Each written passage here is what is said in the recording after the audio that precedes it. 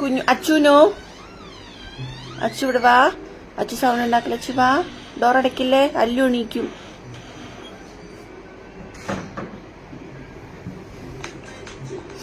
കുറേ നാളായി പേജിൽ ഞാൻ ആക്റ്റീവ് അല്ലാത്ത കാരണം വീഡിയോസൊക്കെ ഇട്ടിട്ട് ഭയങ്കരധികം വ്യൂസൊക്കെ കുറവാണ്. പേജ് ഭയങ്കരധികം ഡൗൺ ആയിരിക്കുകയാണ്. അപ്പം ഞാൻ കുറേ ദിവസമായി ലൈവൊക്കെ വരണമെന്ന് വിചാരിക്കും, പക്ഷെ നടക്കുന്നില്ല. സാഹചര്യങ്ങളുടെ സമ്മർദ്ദം. എൻ്റെ സ്ഥിരം ഡയലോഗാണ്, സാഹചര്യങ്ങളുടെ സമ്മർദ്ദം മൂലം എന്നൊക്കെ എൻ്റെ പോസ്റ്റിലൊക്കെ കാണാം പലതിലും. അപ്പം ഞാനിപ്പോൾ ഒന്ന് ലൈവ് വന്നെയാണ്. ഡേ ടൈമിൽ ഭൂരിഭാഗവും എണീറ്റിരിക്കുന്ന സമയത്ത് കുറേ പണിയുണ്ടാവും, കുറേ കാര്യങ്ങൾ ചെയ്യാനുണ്ടാവും. പിന്നെ ഉറങ്ങുന്ന സമയം വളരെ കുറവാണ്.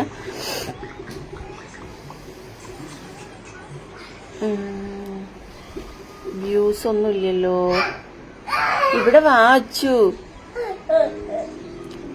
എനിക്കാണെങ്കിൽ ഉറക്കം വന്നിട്ട് വയ്യ, എനിക്ക് ഉറങ്ങണം, പക്ഷെ എനിക്ക് ഉറങ്ങാൻ പറ്റില്ല. ആ അവസ്ഥയിൽ ഇരിക്കുകയാണ്. ഇന്ന് ക്ലാസ് ഉണ്ടായിരുന്നു. ഞാൻ പുലർച്ചെ, അതായത് ഒരു 5 മണിക്കാണ് ഞാൻ ഇന്ന് രാവിലെ എന്ന് പറയാല്ലേ, ഇന്ന് രാവിലെ എന്നപ്പോൾ തിങ്കളാഴ്ച രാവിലെ ആയില്ലേ, 1 മണിയായില്ലേ, ഞായറാഴ്ച രാവിലെ, അതായത് ഇന്നലെ 5 മണിക്കാണ് കണ്ണ് ചിമ്മുന്നത്,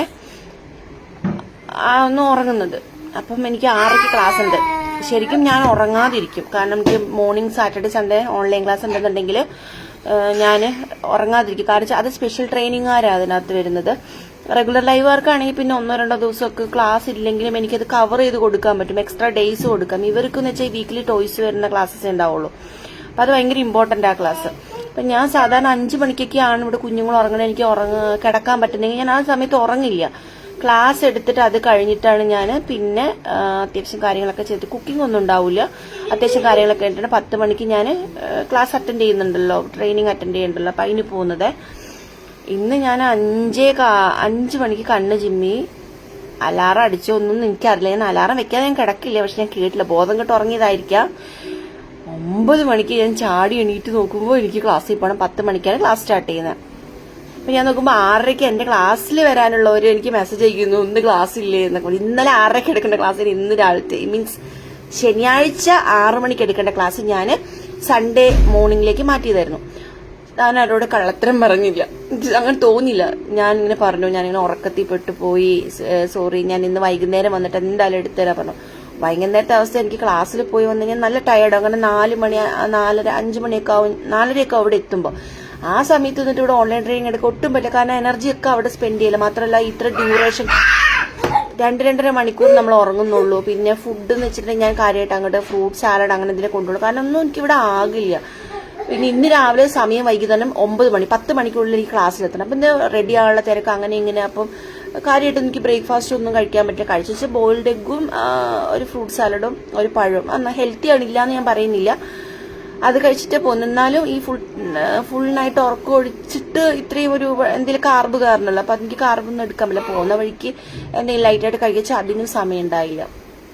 കഴിഞ്ഞോ? കിടന്നുറങ്ങും, നാളെ സ്കൂളിൽ പോകണ്ടേ. ഇന്ന് പകൽ ഇവിടെ സമയം കിട്ടിയില്ലല്ലേ. അപ്പോൾ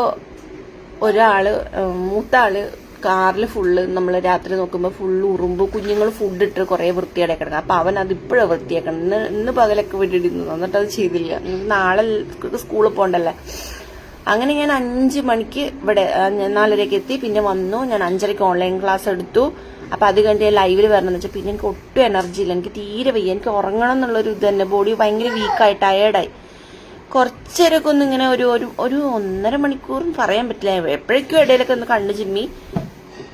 ഇപ്പം സംഭവിച്ചത് ടിൻ ബേബീസിൽ ഒരാൾ എങ്ങനെയൊക്കെ ഉറങ്ങി, ഒരാളിവിടെ ആക്റ്റീവാണ്. അപ്പം എന്താ ഇവൻ ഉറങ്ങാൻ സമ്മതിക്കില്ല. ഈ ടിൻ ബേബീസിന്റെ മദേഴ്സിനൊരു റെസ്റ്റ് ഇല്ല എന്ന് പറയണത് അതാ. നമ്മൾ എപ്പോഴും 24 hours വർക്കിങ്ങാ, പ്രോപ്പർ റെസ്റ്റ് ഉണ്ടാവില്ല. ഉറങ്ങണ ആള് എണീക്കുമ്പോഴത്തേനും ഇവൻ ഉറങ്ങും. പിറ്റേനും നാളെ മറ്റേ മൂത്ത 2 പേർക്ക് സ്കൂളിൽ പോകാനുള്ള, മീൻസ് ഇന്ന് രാവിലെ സ്കൂളിൽ പോകാനുള്ള കാര്യങ്ങൾ സെറ്റ് ചെയ്യണം, എല്ലാം ചെയ്യണം. എങ്ങനെ ഉറങ്ങാൻ? എനിക്ക് ഉറങ്ങാൻ ആഗ്രഹമില്ലാണ്ടല്ലോ. പോടച്ചൊക്കെ ഇവിടുന്ന് ഞാൻ എന്താ 6:30 വരെ ഞാൻ അങ്ങനെ കണ്ടുപിടിച്ചിരുന്നാ മതിയോ? എന്തുവാടേ, ഞാൻ എന്താ അലാറോ?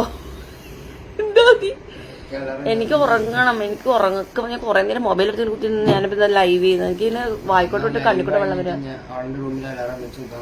മൊബൈലോ അല്ലു എണീക്കും ഇപ്പൊ എന്തായാലും കുറച്ച് കഴിഞ്ഞാ.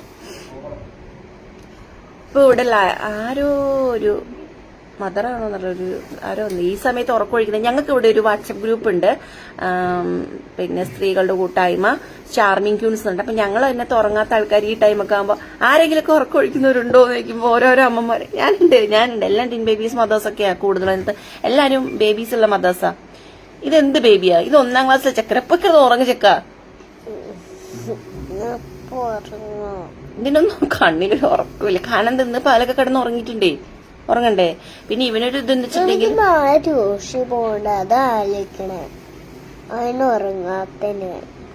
നാളെ ഇന്ന് തിങ്കളാഴ്ച, ഇന്ന് രാവിലെ ആയി.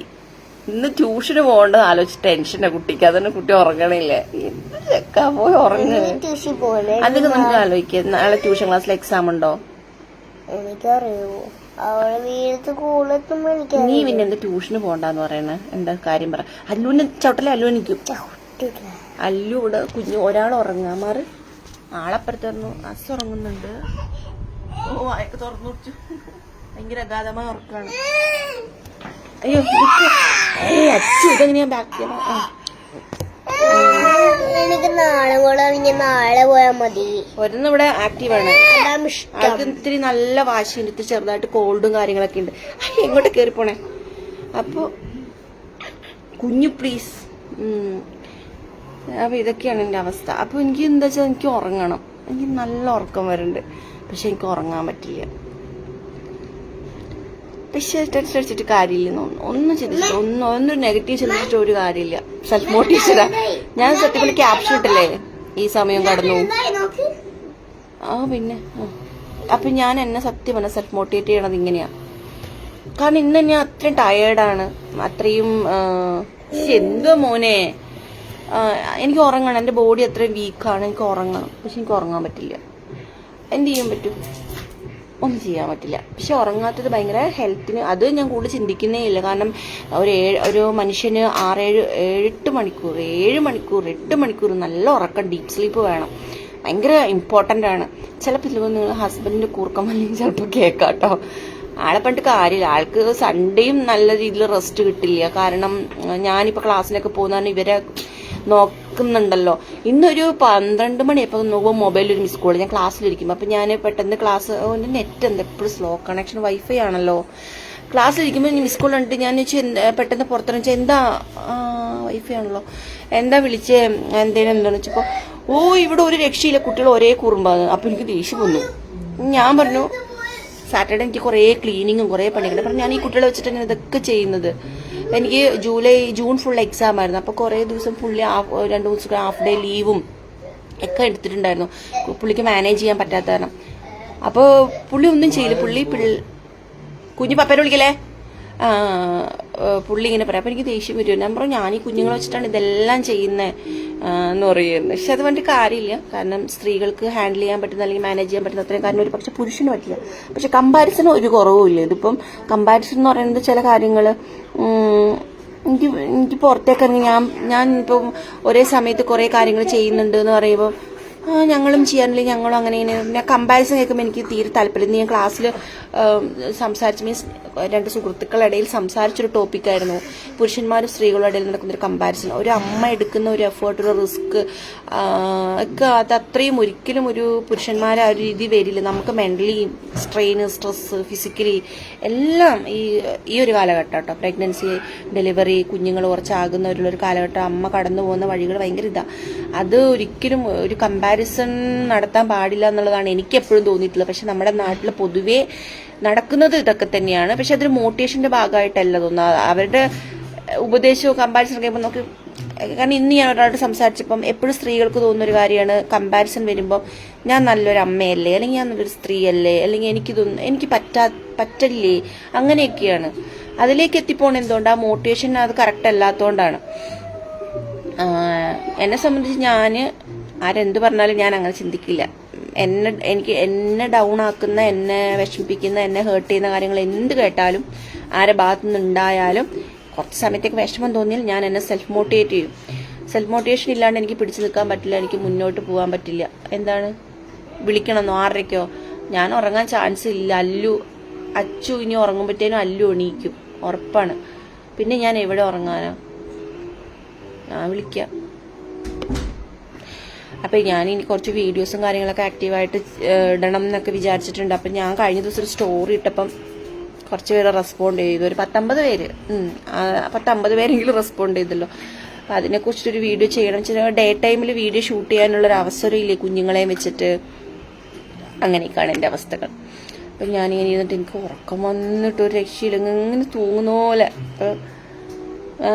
ഒന്ന് ലൈവ് വരാൻ കുറേ നാളായല്ലോ. പിന്നെ ഇതൊക്കെ തന്നെയാണല്ലോ ഷെയർ ചെയ്യേണ്ടത്, അല്ലാണ്ട് വെറുതെ വന്ന് കുറേ വിശേഷങ്ങൾ പറഞ്ഞിട്ടൊന്നും കാര്യമില്ല. പിന്നെ ഫിറ്റ്നസ് ടിപ്സ് ഒന്നും ഞാൻ ഇപ്പം അങ്ങനെ കൂടുതൽ ഷെയർ ചെയ്യുന്നില്ല. അതിന് വേറെ റീസൺ, പ്രത്യേകിച്ച് റീസൺ ഒന്നുമില്ല. മെയിനായിട്ടുള്ള റീസൺ എന്താ വെച്ചാൽ എനിക്കത് പ്രോപ്പറായിട്ട് തരാൻ പറ്റില്ല എന്നൊരു തോന്നല്. ഞാനും പ്രോപ്പറല്ല, ഒരു കാര്യങ്ങളും പ്രോപ്പറല്ല എൻ്റെ ഹെൽത്ത് വൈസ് നോക്കുകയാണെങ്കിൽ. പിന്നെ ഞാൻ വന്നിട്ട് കുറേ അങ്ങനെ ചെയ്യണം ഇങ്ങനെ ചെയ്യണമെന്ന് പറഞ്ഞിട്ടൊന്നും കാര്യമില്ലല്ലോ. പക്ഷെ എൻ്റെ ഇവിടെ അഡ്മിഷൻ എടുക്കുന്ന കാര്യങ്ങൾ ഞാൻ പ്രോപ്പറായിട്ട് തന്നെ മാനേജ് ചെയ്യാറുണ്ട്. അതെനിക്ക് മാനേജ് ചെയ്യണമല്ലോ, പ്രൊഫഷൻ വളരെ ഇമ്പോർട്ടൻ്റ് ആണല്ലോ.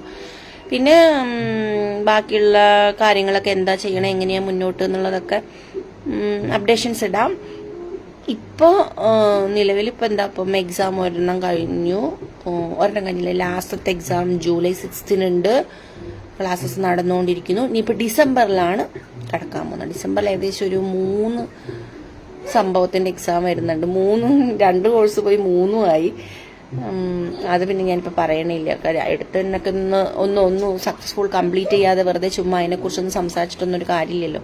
അതിനെക്കുറിച്ച് വന്നിട്ട് ആധികാരികമായിട്ട് ഇന്ന കാര്യങ്ങളാണ് പറയണ്ടേ. പക്ഷെ സിറ്റുവേഷൻസ്, സാഹചര്യങ്ങളും ഇതാ. ഞാനിതൊരു എക്സ്ക്യൂസസ് ആയിട്ടോ ഞാനിപ്പോൾ ഇതിങ്ങനെ ലൈവ് ചെയ്യുന്നത് ഞാൻ അങ്ങനെ എൻ്റെ ബുദ്ധിമുട്ട് കാണിക്കൊന്നുമല്ല. ഞാനിതിൽ കടന്നു പോകുന്നത്, ഞാൻ ഈ സമയവും യൂട്ടിലൈസ് ചെയ്യുക ചെയ്യുന്നത്. എൻ്റെ കുഞ്ഞുങ്ങൾ ഉറങ്ങുന്നില്ല എന്നുണ്ടെന്നുണ്ടെങ്കിൽ ആ സമയത്ത് എനിക്ക് എങ്ങനെ പ്രൊഡക്റ്റീവായിട്ട് യൂസ് ചെയ്യാം. എന്തായാലും ഇവർക്ക് വേണ്ടിയിട്ട് ഉറക്കം ഒഴിക്കണം. ആ സമയം എനിക്ക് എന്തെങ്കിലും യൂസ്ഫുൾ ആയിട്ടുള്ള കാര്യങ്ങൾ ചെയ്യാൻ പറ്റുമോ, എന്തെങ്കിലും ചെയ്യാനുണ്ടോ, അതുകൊണ്ടാണ് ഞാൻ പഠനത്തിലോട്ട് ടേൺ ആയത്. അപ്പോൾ ആ സമയത്ത് എന്തെങ്കിലുമൊക്കെ വലിയ രീതിയിലൊന്നല്ല, ഇപ്പോൾ പ്രോപ്പർ ഉറക്കമൊന്നും ഇല്ലാണ്ട് ബ്രെയിനൊക്കെ എങ്ങനെ മര്യാദയ്ക്ക് ഫങ്ഷൻ ചെയ്യാൻ, എങ്ങനെ പ്രവർത്തിക്കാൻ. അതുകൊണ്ട് പഠിക്കുന്ന കാര്യങ്ങളൊന്നും വായിക്കുന്ന കാര്യങ്ങളൊന്നും അത്ര ഓർമ്മയിലൊന്നുമല്ല. പിന്നെ ഞാൻ അത്ര ബ്രൈറ്റ് സ്റ്റുഡൻ്റ് ഒന്നുമല്ല, ഒരു ആവറേജ് ഒന്നും പറയാൻ പറ്റില്ല.